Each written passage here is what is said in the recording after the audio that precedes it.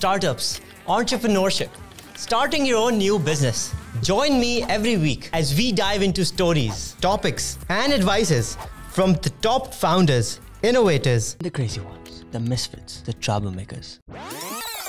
Every Saturday at 4 p.m. I'll see you there.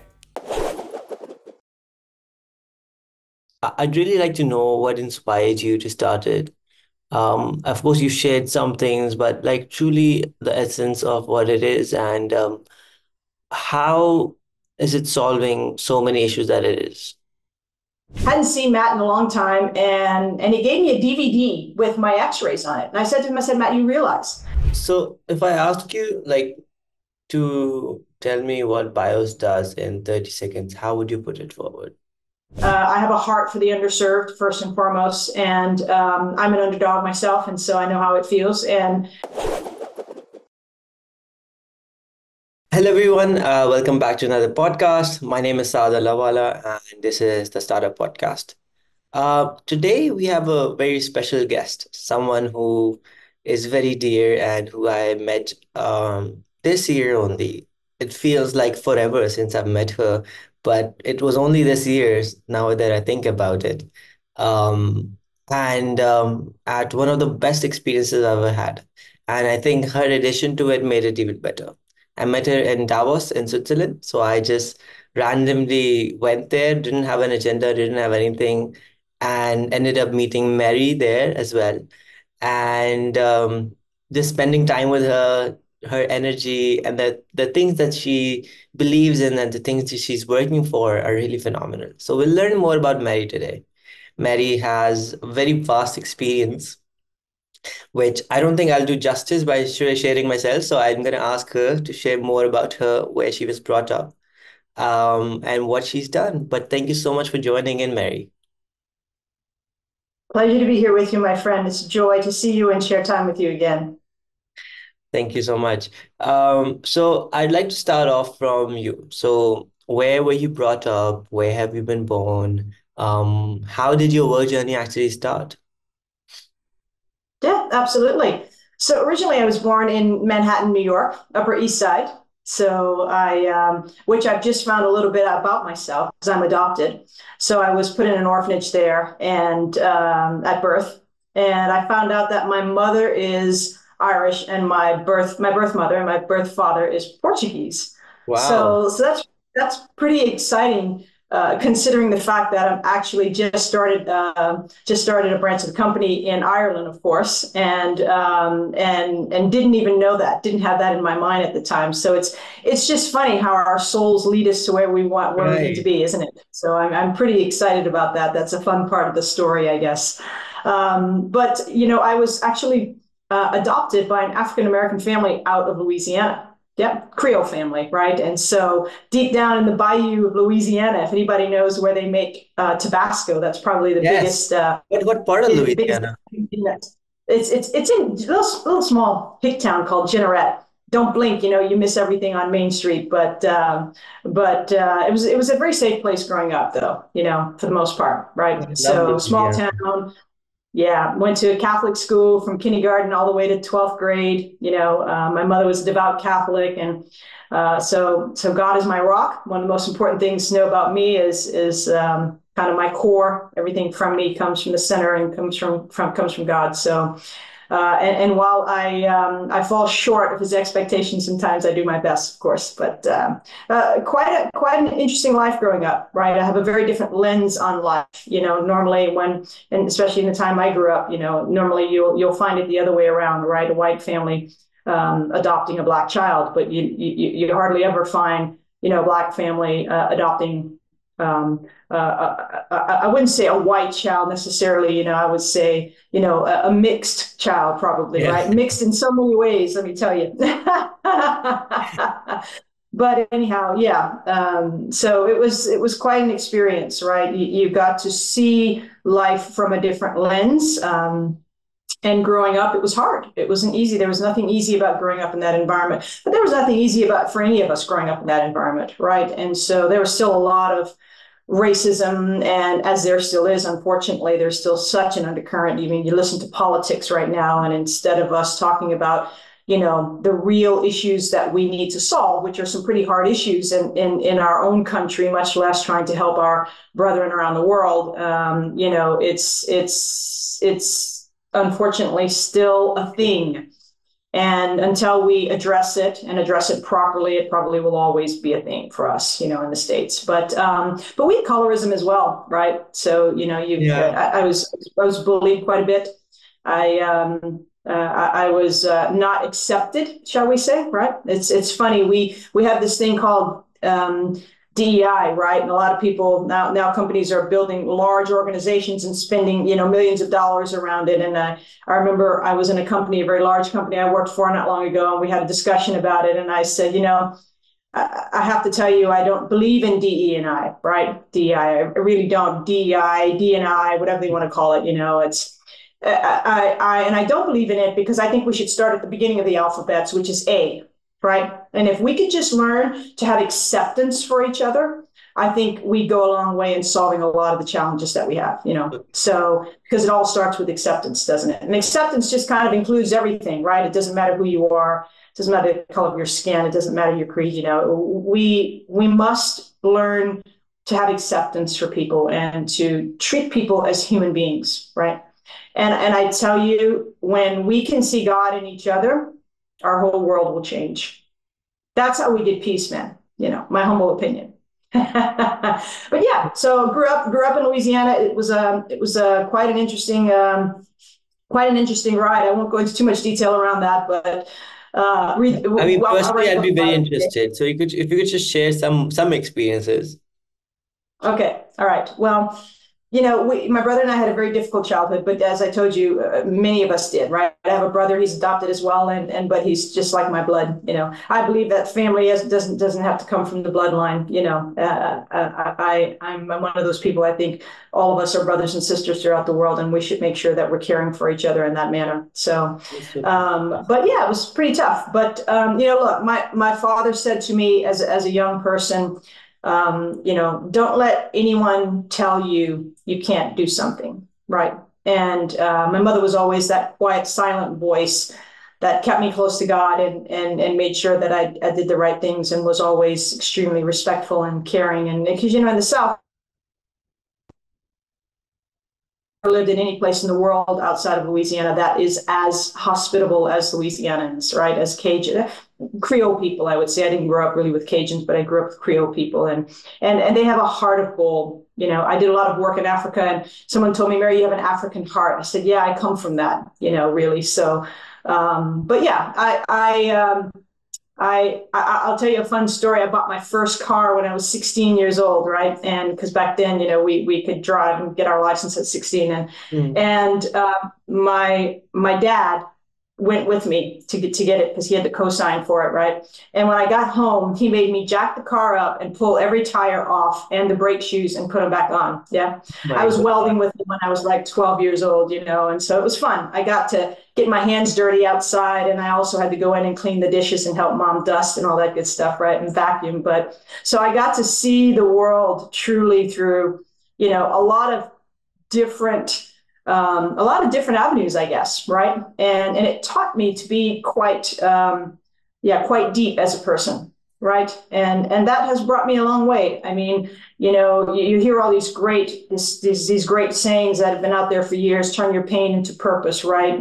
And turn that frustration sometimes that you have inside because of what's happening in life, or that fear or that anger or whatever you may be going through because of things that are happening that you wish they wouldn't happen, right? And they're happening to you and they don't feel good. Take all that and turn that into your passion and into your dreams. And I did that. As a young child, I used to sit in my little safe spot, and I would really dream about where I would go in the world.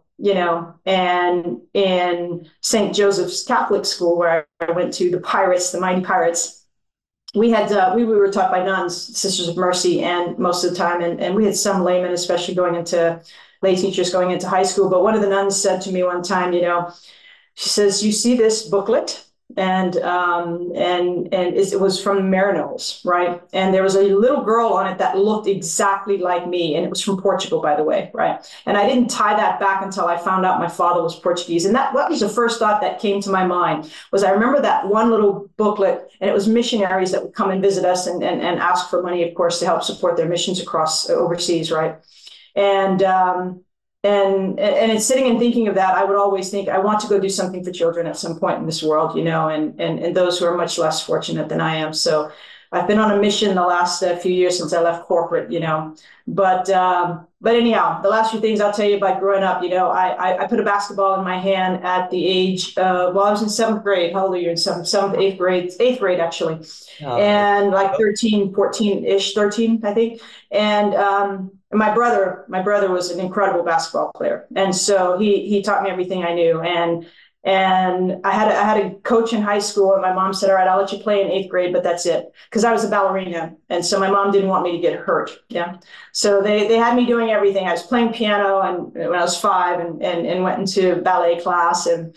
And believe it or not, I had a little tutu skirt on and toe shoes at one point, ballerina shoes. And yet I'd go outside and change the oil in my car, So I kind of like that versatility about me. I'm grateful for my parents for giving me all those opportunities. That's for sure. And so, yeah, I used to dream big about, living all over the world, going all over the world. When I put a basketball in my hand, I realized, wow, I'm not too bad at this. I thought, all right, I'm going to play basketball at university somewhere, And so you realize you start dreaming all of this as an early age, and now we sit and we realize if we visualize it and we manifest it, we can have it, right? And as the Bible would say, as a man thinketh, right? So I realize now, looking back and connecting the dots, that a lot of this really was due to the opportunities that I had growing up to be able to touch leave my fingerprints on a few things and to try a few things in life. And so I got a basketball scholarship, track scholarship at the University of Arizona, and I went there, played ball, ran track, and had a great time. It was really just such an incredible opportunity, and I loved it. And yeah, from there went on to jump into my career. I started coding on the mainframe back in the early 90s, and assembler in COBOL, and never looked back. Awesome. So okay. So, but to sum up your education life, where did you go to university? University of Arizona. It was my first stint. But then, if you think about people say, a lot of people ask me, wow, Mary, you've got quite a technical background. Did you learn everything in school? No, not at all. I mean, because when I went to school, they didn't have we didn't even have half the technology we have today, right? And so I probably learned more on the job. And like assembler, they sent me to New York. I was working in California. They sent me to New York for 3 weeks to study the language, right? And come back and start coding in IMS and so, yeah, you learn most of it on the job, right? And then towards the end, when I was with Shell, I actually started learning a lot about blockchain and Web3 technologies, of course, and understanding some of the big challenges we've got out there and how do we tackle them, and could we use some of the newest and latest technologies for other applications, of course, outside of, digital coin and whatnot. So yeah, I jumped into that, went to MIT, and I studied deeply blockchain and writing your own smart contracts and playing around, getting a deeper education into really cybersecurity and quantum and understanding, how does it all work? Because I had my mind set on BIOS at that time, and I didn't know what the name of it would be, but I knew what I wanted to do with it. So I really wanted to get into it and start studying and understanding, could we put health data there? Yeah.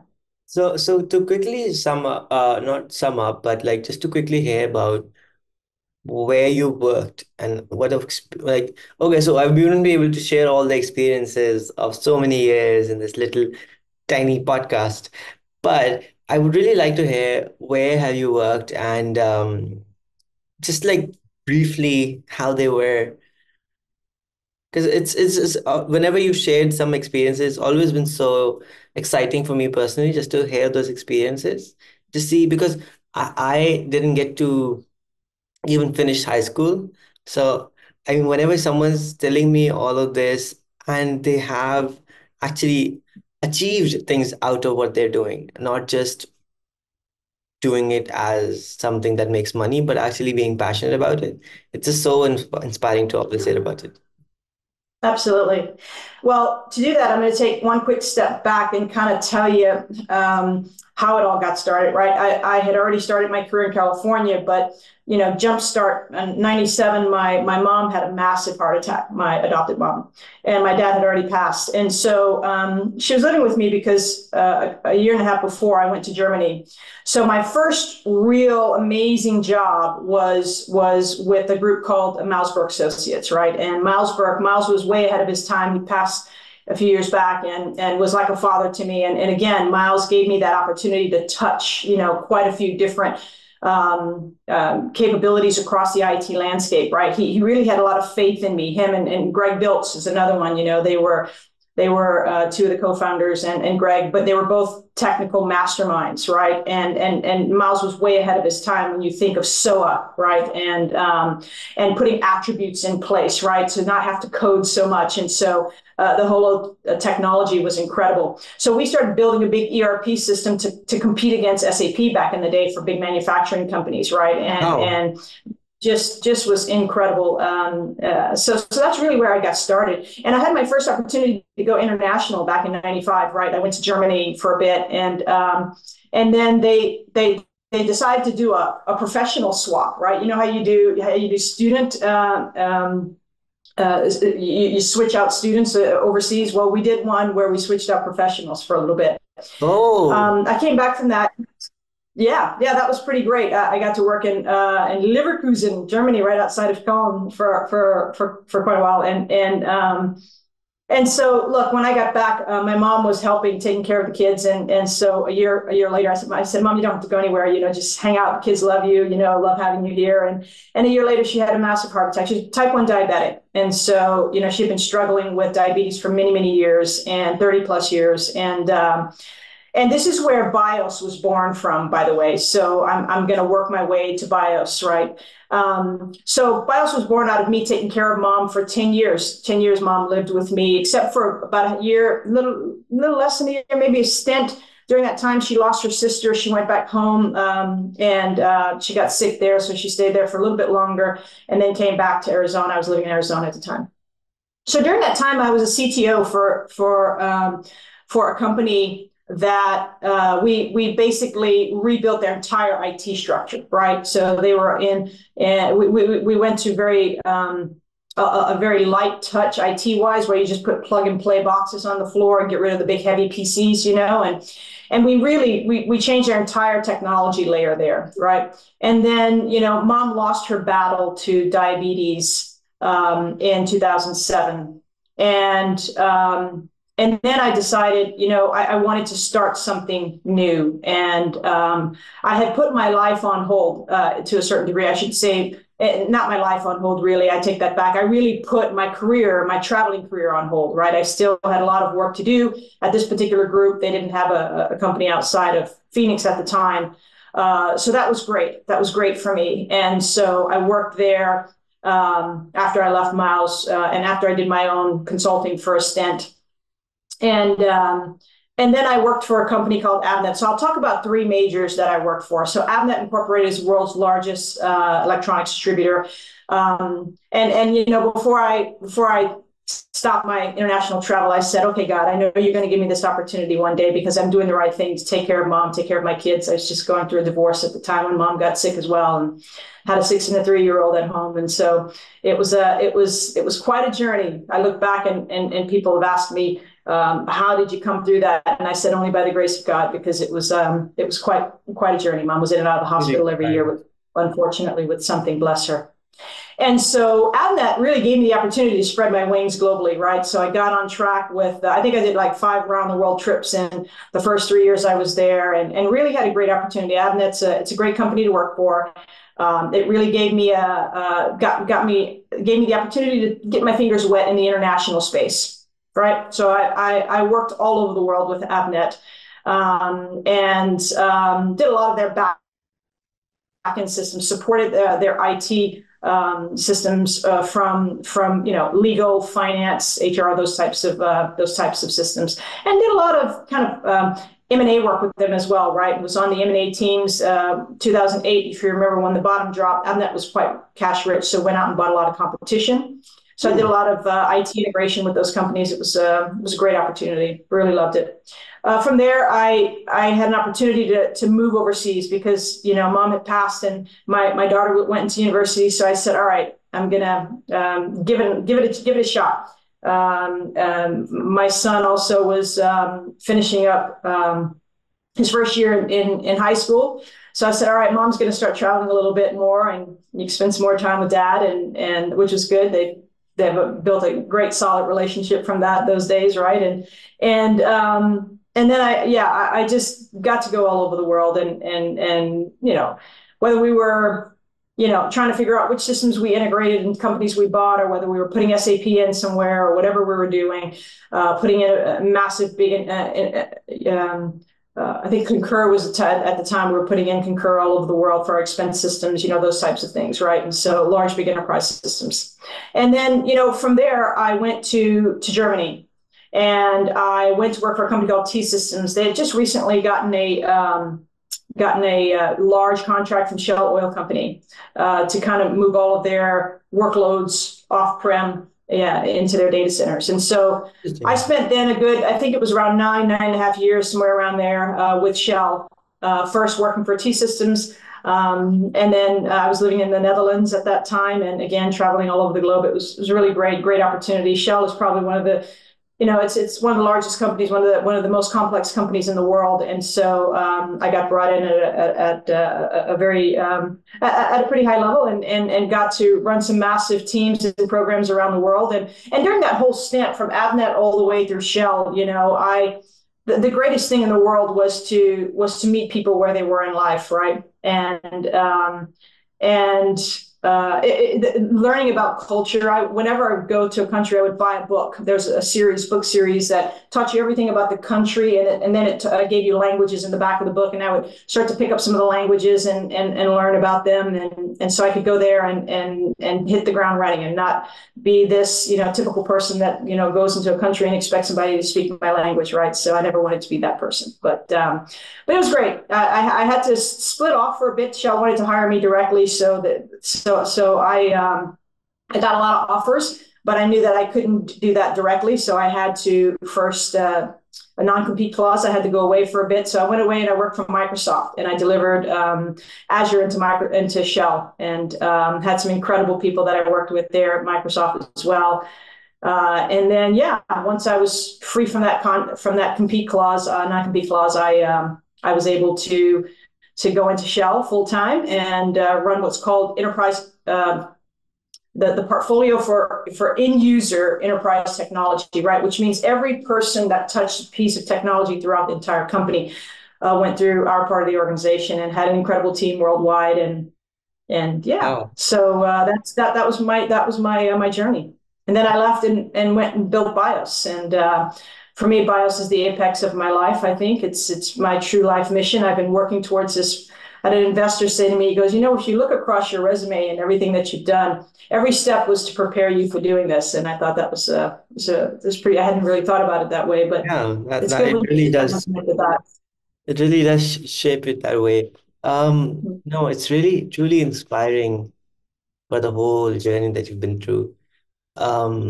Especially to all the challenges that you've tackled, and all the amazing experience that God has given you, and you've accepted them and taken them in the right path. A lot of times people um, aren't able to tackle so many things at the same time, or these opportunities that are coming up, and use them the best way. So it's really happy to see you grow and be connected to you, first of all. So moving forward, Mary, it's truly inspiring for your experience, from what you shared. Um, BIOS, how was it? I'd really like to know what inspired you to start it. Of course, you shared some things, but like truly the essence of what it is, and how is it solving so many issues that it is? Yeah. Thank you for that question. You know, I mean, look, BIOS was born, as I mentioned earlier, kind of from my mom, time with taking care of my mom, caring about her while she was quite ill through those 10 years. And, you know, mom saw every ist in the book, right? Cardiologist, podiatrist, endocrinologist, I mean, you name it. And they never saw her as one holistic individual, right? And a lot of times one would give her medicine, it would increase her pressures would fluctuate quite a bit. Another one, her sugars would fluctuate quite a bit. And it was a disaster sometimes, right? Especially when she was in the hospital. And so, or coming out of the hospital and going back and seeing doctors that were different than those that she saw in the hospital, right? And I actually had to keep an Excel spreadsheet on everything for her. And just to make sure, because of course I didn't want to cause any further harm to her, right? And make sure that we didn't miss anything.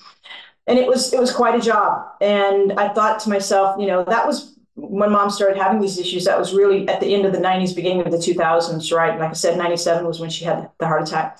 And, you know, technology, if you think about it, we were just getting used to the internet, right? We didn't have bandwidth. We were coming out of modems in the mid 90s, right? So we didn't have bandwidth. And so, you know, fast forward, you know, I parked that idea when mom passed and I went overseas and started working. And I said, one day I'm going to come back and revisit this. So if you fast forward, I was actually working in Europe for many, many years. And you know, it's funny how we've had challenges with people having to leave their homes and being refugees for decades, right? But it really didn't become such a huge issue until it hit the West, didn't it? If you think about when it really started to touch the shores of Europe and the States and whatnot. And I'm not talking about a few people crossing the border over the last couple of decades. That's a bit different than masses of people coming into countries that weren't used to that, right? And I was living in the Netherlands and in London, in the UK, and there was no place for people, right? And I caught a hold of a documentary called Human Flow back at the end of 2018, and I thought I was in tears watching this, right? You look at the amount of incredible human beings that are sitting in these refugee communities, and that very, very many of them, many degrees, right? More degrees, they're smarter than you and I put together, right? And yet they're sitting in these camps. Their mental health is really, they're struggling with mental health, right? It's really a huge challenge there, right? And especially the children, right? Children are born in these camps and they live in these camps, you know, and they may not see the outside of these camps. And so I thought, well, we've got to do something different. Life can't be like this. And I just put myself in that scenario and think, well, how would I feel? What would I want to do? And I was working still for Shell at the time, and I thought, man, I wonder if we could bring work into these camps, right? And I started thinking through that. And it was right towards the end of 2018, and I happened to visit my son had passed his medical boards, and I said, and I took him on a beautiful trip to the French Polynesian Islands to celebrate Mom and Son trip, you know. And I came back to Phoenix, and we had Christmas there with my daughter and their father, and I went to see my orthopedic surgeon. Yeah, hadn't seen Matt in a long time, and he gave me a DVD with my X-rays on it. And I said to him, I said, Matt, you realize we don't have anything to read these things anymore on computers, you know? And he says, yeah, but we do, Mary, you know, give it to your doc in Houston or wherever you're going to be. And so you don't have to go take x-rays again, right? Because of course, x-rays is harmful for us, you know, and he looked at me and he goes, you know, you're the technology guru, you should go fix this problem. And that really hit home, right? And it was like, you're absolutely right. And I literally, you know, went back. I was in the airport. I don't carry paper with me. I'm a digital person. I grabbed a napkin in the airport, sat down. I borrowed a pen from the waiter, and I just started drawing out the concept of what that could look like now with the technology that we have. And then I really started talking to people, right? I started talking to people that were associated with refugee communities and whatnot, to see what were the real challenges that they were undergoing. And the first one was health. It was all around health. You know, there was disease was rampant. People were transit. Doctors were transit. There's no continuity of care, right, for these individuals. And I said, we've got to do something about it. And there it was. You know, I really started thinking through this, and I started designing. So I've been designing software all of my career. So I started to design the framework of it and what it would look like.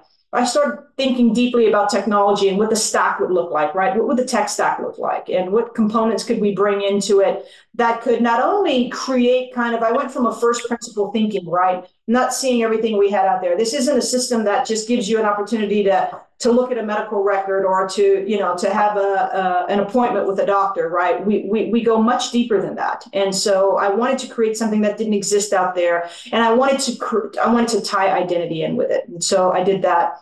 And I designed it. And at the time, if you remember in 2019, Zoom went public, right, in April. And I knew Eric. We were trying to bring Zoom into Shell at the time, right? And I had a good relationship with him. And when he rang the bell, I took a picture from Yahoo Finance and I sent it to him in email, I think on a Saturday morning. You know, he responded immediately to me.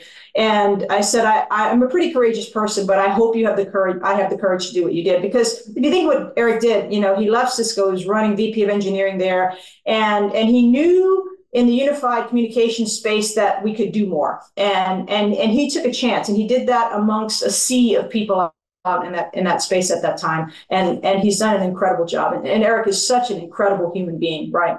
And so I said, I'm thinking about leaving. She says, you're not thinking about leaving Shell. I said, I am, but I want to work on I want to open a company and do something completely different. And he says, well, when you're ready, come talk to me about it. And so that was probably one of the most powerful conversations I've had in my career. And I give him credit for that because he really he stamped it for me, right? I knew, first of all, I knew God was calling me to do something very different with my life. And I have a heart for the underserved, first and foremost. And I'm an underdog myself, and so I know how it feels. And yeah, I went and I had a meeting with him on my birthday, as a matter of fact, in 2019. Oh. And I pitched him the idea, and he said, "Go do it as fast as you can, because you're going to turn this industry upside down on its head. I can't wait to watch." That was his words, right? And so those words have stuck with me. And you know, if you think about it, end of 2019 is when I left Shell in August, and September I started the company, and I actually hired the team while I was still in the States from overseas. I hired a team in India.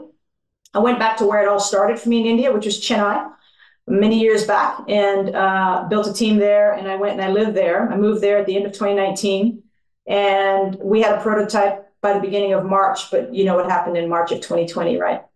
And the world shut down, right? So, but you know, COVID kind of slowed us down a bit. But when we came out of it, and really, it wasn't really until, if you think about it, the end of 21, right? And so 22, I really started looking for investment, and met some really great folks along the journey, and who've been with us along the way. And so I at the end of 22, I think in the first quarter of 22, right, we were looking for finance, but then the war started in Ukraine, right, between the conflict between Russia and Ukraine, and then it was tough to get money. End of 22, you know, the famous number out there, 2% of women entrepreneurs we got 2% of I think it was 230 some billion, right? Whatever that number was. I don't have it top of my head, but it was somewhere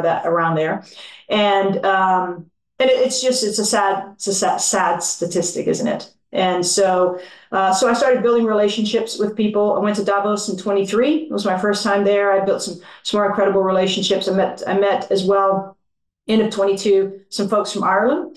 And then I met a gentleman who has just been, you know, has been an angel, you know, godsend to me, which is Dr. Dark O'Kirda in Dublin.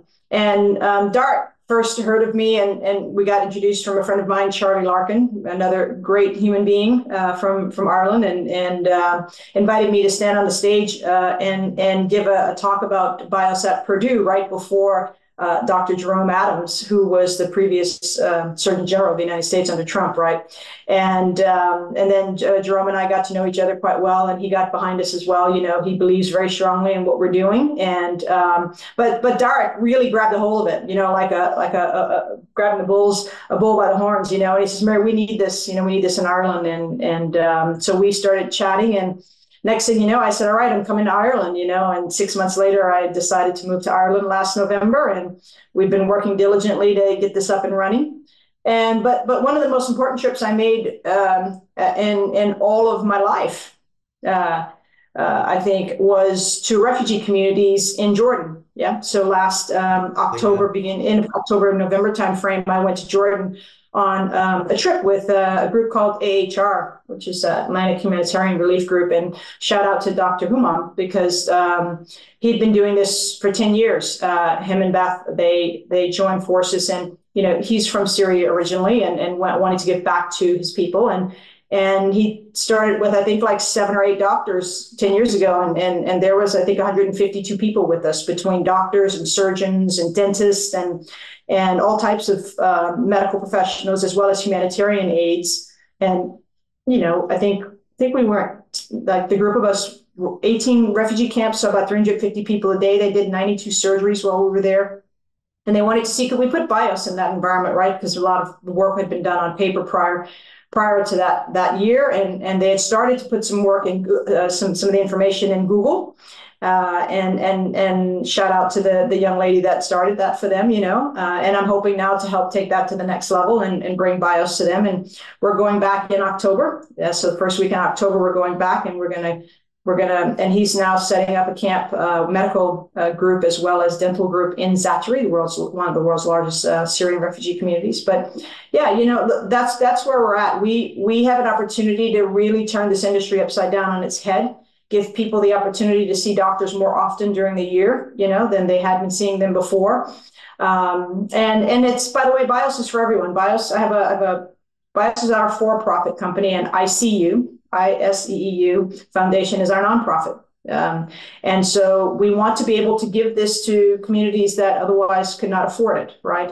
We also want to be able to do some work with UNHCR, USAID, Save the Children. You know, I mean, many of them that are out there. We want to join forces with them and help change the lives of people, especially medically. So yeah. So if I ask you, like, to tell me what BIOS does in 30 seconds, how would you put it forward?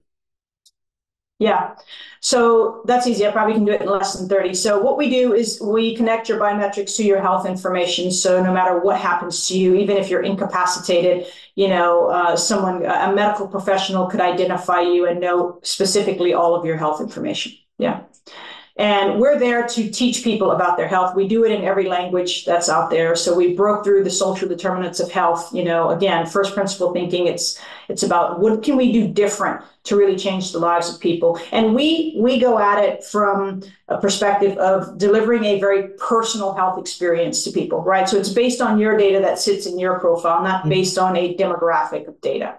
And we utilize AI, blockchain, a lot of technologies to bring that about. That's awesome.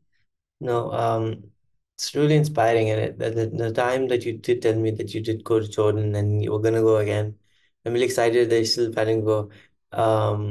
You should join us.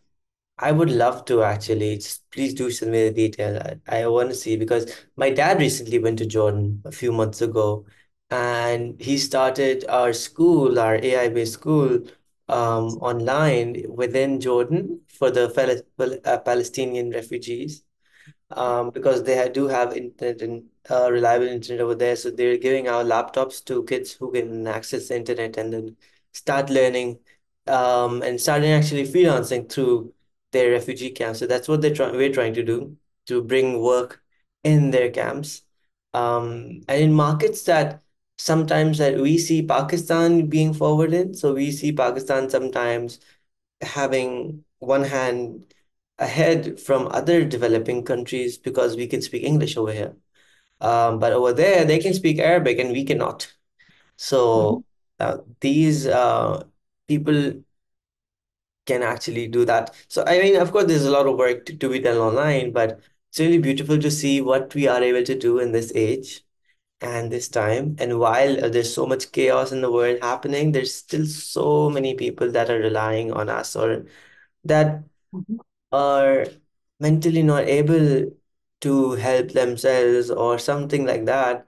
And we have the exposure, we have the network to make that happen. So it's really, I Absolutely. mean, the joy it brings us that, I mean, every single day when I'm praying, I'm just asking God to just give me power to help His people, and that's all I want to do. I just want to, even if I'm planting a tree, it's for the betterment of humanity.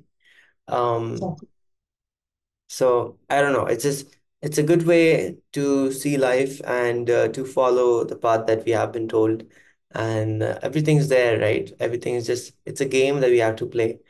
Um, I'd like so you're working a lot now in healthcare, and you're not a healthcare veteran, or you're not a person who has exposure. You're learning along the way, and that's the most exciting part about this. For me, learning this from you is that how you're learning everything while actually executing it, and then learning more and executing that, rather than actually getting a degree or your education in that. Um, where do you see the healthcare industry, especially with um the data, right? So our medical records. If I get sick in the US because I've been living in Pakistan for so long, I don't have a medical history. Um, Sorry. my dad even so about 12 years ago, my dad started a project called healthmanagementsystem.com, and it was the same concept that so we have that domain if you want, but so Excellent. We should talk about yeah, that. but the whole concept was that one of his employees that got sick and then died in Pakistan because his records were actually in Malaysia, and he had no access of bringing it over here. He and the doctors here weren't actually executing on what they had been told, or they couldn't get all the information whatsoever. But that was not a reason why someone should have lost their life. Yeah, That's the least. I mean, that should have never happened, right? So to solve that, he did that. But again, it never went forward. But now you're doing this. So me personally, coming from this family, learning about all of this from my own family, and then you, this is really close to my heart. So I'd really like to get your point of view on what's actually there in the future, because we hear about blockchain. I love blockchain, but people aren't really adopting it yet, and especially with such sensitive and important information. yeah. I think every time, it's funny, every time you start talking to people about health data, right? They'll throw terms at you like, oh, but are you GDPR compliant? Oh, are you HIPAA compliant? And I smile inside because look, I was part of the team that rolled out GDPR for Shell across the globe, right? And GDPR is not a joke, but it's also not built for medical world, right? So there are medical regulations that actually sit up on top of GDPR, and I think the EU is rewriting it to that specific to address that, right? But if you think about it, the EU just not long ago, last year, as a matter of fact, said that we want all 27 nations now to share medical information, right? And so HIPAA, God bless them. I think HIPAA is kind of like the HR of corporate. They're there to protect the corporation and not the individual, right? And so, sorry, I'm a bit of a contrarian thinker in many different areas because I've had my own personal experiences. And but at the end of the day, we have to get out of this mindset, right? This is why I'm really focused on low to medium income countries, right? Because these are people that are looking to how do we leapfrog technology and not have to waste the money that's been wasted, and in order to do the same thing over and over, but not get a different response, right? The good old definition of insanity, right? So how do we really leapfrog? How do we jump forward in a way that we can do so that will bring the rest of the world with us, by the way, right? And I always say we're going to take the most adverse groups in the world and change the face of healthcare. Yeah. Because number one, we're giving it away to a lot of people. But number two, we're giving it away to hospitals, most importantly. Yeah. So people think we solved this problem, but people say, Mary, how do you think you guys are going to solve it? You're just a startup company, right? And then I go and I remind them of a few other little startups that kind of came a long way, you know. But I think people are addressing. There's a graveyard of companies that have tried this, right? When we talk about, giving people access to their data and sharing that and all that good stuff. Yeah, well, they were always focused on solving this problem for the enterprise, yeah, not solving it for the individual. So we have to really turn the model around and to really change the narrative around that. When we make ourselves the endpoint and we carry our own data, number one, we're going to have more recent data, yeah, than something that sits in a database that we just happen to have a copy of. And number two, if that data becomes active for us and we can actually partake in that, then we learn, we're educating people, we're making them smarter, you know, and, you know, I think making people smarter in the healthcare is kind of like a oxymoron, right? Because sometimes I think, well, do you want us to be smarter? You know, do you want us to, because we shouldn't be relying. Look at the problems we have in the United States alone on opioids and whatnot. And there's too many young people killing themselves, right? It makes me sick to my stomach every time I think about this. You know, your generation will change our world, but we need you around to do it, right? And so, so how do we help you get stronger and better and healthier, you know, so that you're prepared to go and do better. Yeah, because God knows we made your world too hard. So I want to be that part of that solution that makes it a bit easier before before I'm done. So yeah, we're all about educating people, equipping people, empowering people, right, and encouraging people, you know. So that's what we are. You know, we are that company that wants to truly take technology that's out there and use it for good, right? And give people the opportunity to have a healthier life, right? And by the way, I'm all about, with ICU, I'm all about reimagining human capital. Yeah. If you think about cohorts, you know how work cohorts work, right? And I'm all about making refugee communities cohorts. Yeah, that's what we need to do. We need to change refugee communities into cohorts where people can thrive and bring them educational services, medical services, microfinancial services, infrastructure services, and logistics services. So those are 5 pillars that I see you sit on top of, right?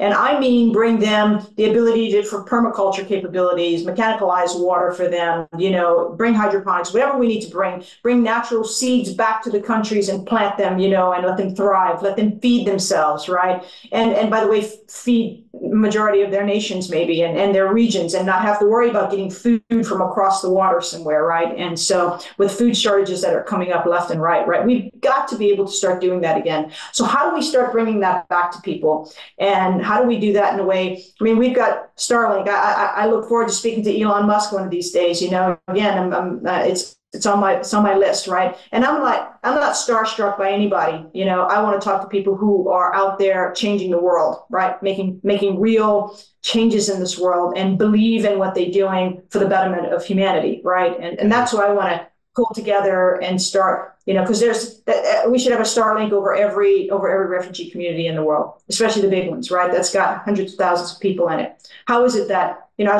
I'm talking to some folks in Kakuma, we're trying to get into Kakuma, and they pay a ridiculous amount of money to have internet access, right? Because a lot of these refugees come from a different country and they're kind of the outsiders, right? Yet they have to work so hard just to survive. And so how do we make their lives easier? How do we bring them your education? How do we put your educational service in there for kids, right? These kids, they just warm my heart. You know, if you go on LinkedIn and you look at a post that I put out there on International Women's Day, you know, it's me hanging out with the kids and playing around with the kids a lot, you know, and spending some time with them. And I love children. Children are one of the greatest loves of my life, and especially my own. And so how do we make their life better to where they can thrive in life, no matter where they're living? That is true. No, it's really beautiful to see how um personally you doing so much, but there's so many people that are doing a lot. Hmm. And we really need to change, not change, but really have an open mind all the time, not sometimes, but to change and just explore what else is there, right? So our world offers so many different perspectives, so many different human beings with so many different perspectives. And we need to be less reliant on how things have been or at least try new things, right? So even if something works, okay, let's try something new. And that's why a lot of time it hurts me, or like not hurts me, but like I'm thinking about, okay, this company is spending so much on R&D. Do they really need to? They can, I mean, they'll make more profits without, right? But at the same time, if they don't actually spend money on changing what they're doing or researching about more stuff, they might actually be left behind. So same thing with our economy, same thing with how we think of people. We're not thinking of people like even as much as we're thinking of our own businesses, and we need to at least give people more respect than what our businesses are at least doing us.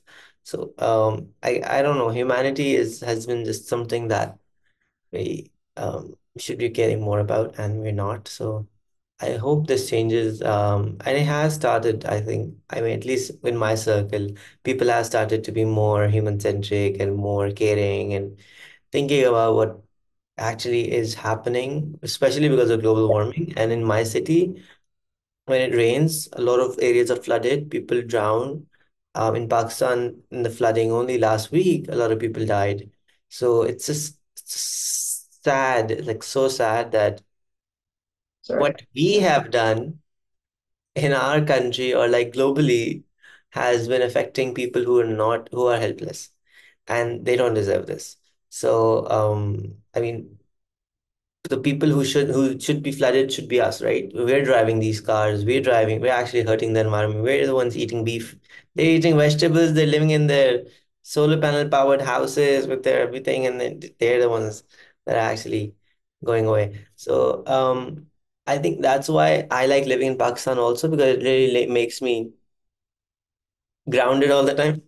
And it's really beautiful to see what kind of impacts we actually can have in developing economies. So it's really easy here to do so much more with such less regulation in the country.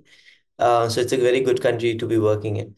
I don't want to take too much more of your time, but firstly, I want to thank you for all the work you're doing and all the impact that you already have, and the impact that I know. I mean, I want to be standing there. I know I will be standing there when you're ringing that bell.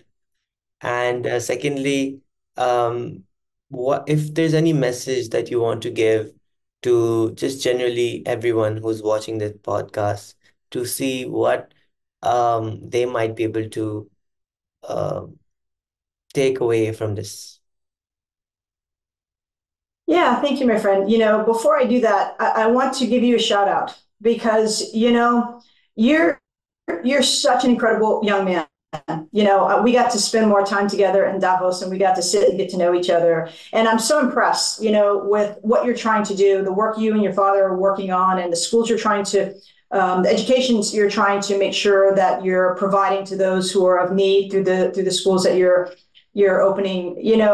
Shout out. You have all my respect, because that's what it takes, right? Education is the key to everything. And so we must educate people to help them to continue to improve their capabilities and what they can do and what they can bring. And even if you're educating them on their own, ability to believe in themselves, right? And to really dig deep. I think so a shout out, like I said, I love this younger generation, and so I've got two of my own, and you guys, you're going to change the world, and I think we should do everything we can before we leave this planet, to be able to support you and give you everything you need to do that. So for myself, I always, try to remind people that we have our own unique individual gifts, right? And don't look outside of the mirror in comparison or to anyone else's gifts. Dig deeper inside of yourself, right? And so the mirror is the most important place in the world. Yeah, because that person staring back at you has everything. We have everything in us that we need in order to truly deliver our purpose that we were brought here for. Yeah. And so I'm a strong believer in that. Djokovic, I watched the Djokovic Alcaraz game. I'm a big tennis fan, and afterwards,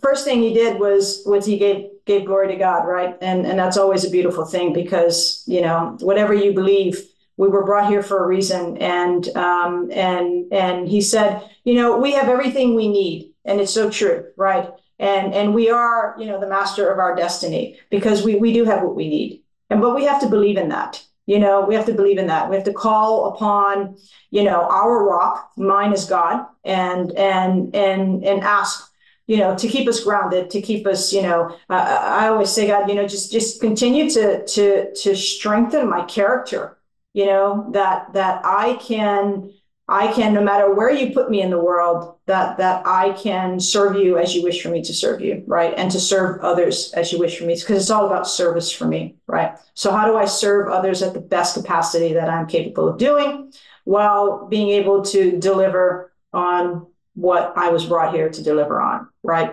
And so just dig deep, and ask for help.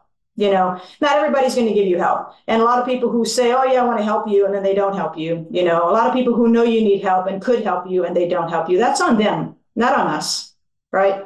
And so we have to be able to stay true to ourselves and to just keep looking and keep educating ourselves. Education is key, no matter what. Every day, technology moves in dog years now, right? And so it didn't used to be there, but now it is, and it's far surpassing our capability to even keep up with it anymore, right? And so make sure that we keep ourselves educated as best we can, and to always reach back. Yeah, always reach back. And we should be bringing 10, 12 people along with us every chance we get, and so let's make sure we're doing that. Let's make sure we're helping those, because there's a lot of people out there that talk about, yeah, I want to help the younger folks, or I want to help women, or I want to help whatever. I want to make sure that they get the podium that they need. We don't need a podium. We need a level playing field for all of us, right? And young people included. And for me, it's not about ringing a bell. It's about making sure that we're providing the young people. If I can bring young people that I saw in a refugee camp, and they could ring the bell for their company one day, that would mean much more to me than me ringing a bell, I promise you. I think that's the spirit that actually, when you actually feel that way, and you have less, and you're thinking less about yourself and more about others, that's really when things even start happening for yourself. And you don't want it to happen for yourself, but it does. And to all the people that sometimes we look up to, but they're very humble. I know so many people that might be monetarily so wealthy, but you meet them and they're the most humblest people, right? So it's because they're treating the people around them how how a human being should be treated. And that's why they have all the blessings from those people, and that's being channelized through God. And I'll say one last thing. We need help, right? We need help. We do need monetary help, right? And I've put everything I have into building this company. Everything I have. I haven't taken a penny yet. If